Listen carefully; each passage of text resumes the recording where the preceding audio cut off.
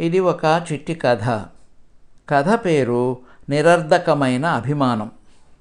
రామయ్యకు అంటువ్యాధి సోకింది. ఆయనను చూసుకోవడానికి చిన్న కూతురు ఉమ మాత్రమే ఉన్నది. పెద్ద కూతురు శశిరేఖ పెళ్లి చేసుకుని అత్తవారింటికి వెళ్ళిపోయింది. రామయ్య వాడుకునే వస్తువులు ఎడంగా ఉంచమని వైద్యుడు ఉమను హెచ్చరించాడు. ఆయన పథ్యం కూడా చెప్పాడు. ఉమ వైద్యుడు చెప్పినట్లే చేస్తున్నది. కానీ అది రామయ్యకు నచ్చలేదు. తన కంచము గ్లాసు వేరే ఉంచటము, తనకిష్టమైనది తిననీయకపోవటము చూసి ఆయన ఉమ మీద మండిపడ్డాడు. కానీ ఉమ ఆయన ఇష్టం సాగనీయలేదు.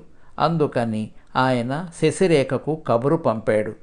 శశిరేఖ వచ్చి ఆయన స్థితి చూసి జాలిపడి ఆయన వస్తువులు విడిగా ఉంచనవసరం లేదని, ఆయన కోరినది తినవచ్చునని నిర్ణయించింది.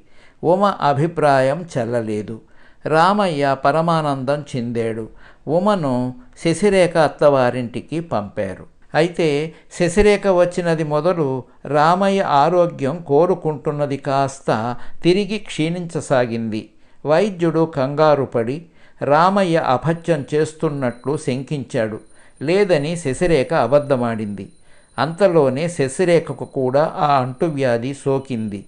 శశిరేఖ భర్త ఉమ ద్వారా సంగతి తెలుసుకుని శశిరేఖను తిట్టి ఆమెను రామయ్యను తీసుకుపోయి చికిత్స చేయించాడు.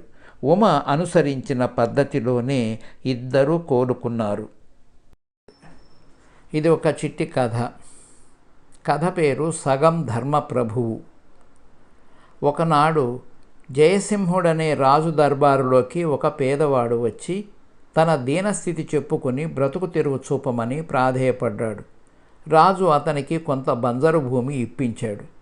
తర్వాత ఒకనాటి రాత్రి రాజు మంత్రి మారు వేషాలలో తిరుగుతూ ఆ పేదవాడి ఇంటి ప్రాంతానికి వచ్చి ఆరు బయట మంచం మీద కూర్చుని ఉన్న అతన్ని పలకరించారు. అతను మర్యాదగా వారిని తన మంచం మీద కూర్చోబెట్టి మంచి చెడ్డ మాట్లాడాడు. ఈ దేశపు రాజుగారి నుంచి సహాయం పొందాలనుకుంటున్నాం. ఆయన ఎటువంటివాడు అని మంత్రి అతన్ని అడిగాడు. అతను రాజుగారు తనకు చేసిన సహాయం గురించి వివరంగా చెప్పి, రాజుగారు సగం ధర్మప్రభువు అన్నాడు.